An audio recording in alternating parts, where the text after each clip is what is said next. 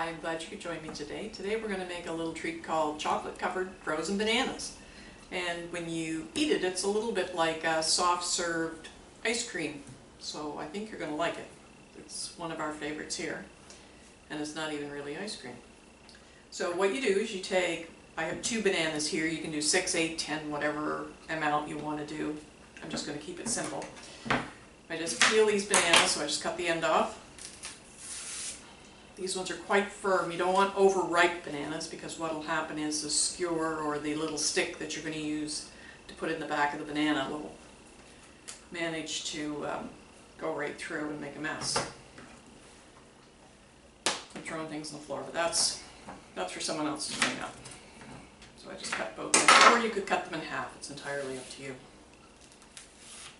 This one doesn't even want to peel. That's how ripe it's not. There. So when I have these done, I'm just going to take a knife and try to guess equally into 4 pieces.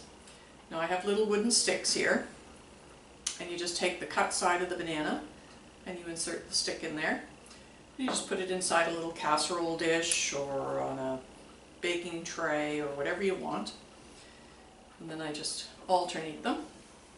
And then you put it in the freezer, and probably overnight's the best way to do it, to give you the opportunity to get the banana well and truly frozen before you try to put the chocolate sauce on it. So that's all you do. That's pretty simple. This guy needs a little trim on the end. I don't like the look of it. And that's it. Now I'm going to cover it with a little tin foil, and I'm going to put it in the deep freeze overnight, and then I'm going to show you how to make the chocolate sauce that you dip these bananas in. Alright, now that the bananas are in the freezer and they've been there all night, I'm going to leave them in there till we make the sauce because I want them to be nice and cold before we try to dip them in the chocolate sauce. So I have a half a cup of 35% whipping cream, and you just pour that into a heavy bottomed saucepan, and then you take it over to the stove and you heat it up until it's quite warm. You don't want it to boil or anything like that, you just want it to be quite warm, so you can keep testing it to make sure. You just put your finger inside, but make sure your finger's clean.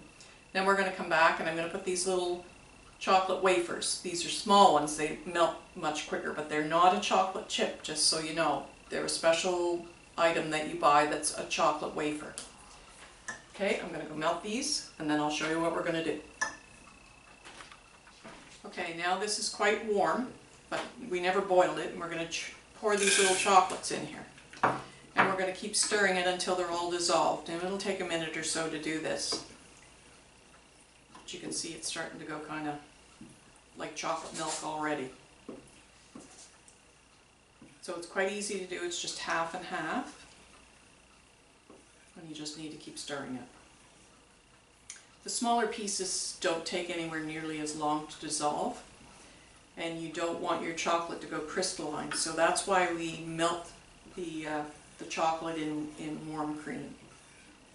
Then it'll be like a ganache, which is a fancy way to say it's almost like a fudge. But it's really quite simple. But if you don't want to make this yourself, you can buy all kinds of gluten-free, just read the label, products that are a chocolate sauce that you can dip on the frozen bananas. You don't have to go to this bother. I just want to show you in case you'd like to do it from scratch, but it's not necessary. There, it's becoming quite liquidy, and the little bits of chocolate are all dissolved. So now I'm going to go to the freezer and get my bananas. I'm going to pour this into a dish that's going to make it much easier to dip the bananas. And then when I'm finished, I'm going to roll it in crushed peanuts. And you don't need to do that if you have a peanut allergy or you don't like peanuts. Okay, I'm going to go get my bananas and my little dish. Okay, I've taken these bananas out of the freezer, and as you can see, they look pretty much like the other bananas that haven't been frozen. I put my chocolate sauce in this dish because it's just easier to dip. If you don't have anything like this, you could use a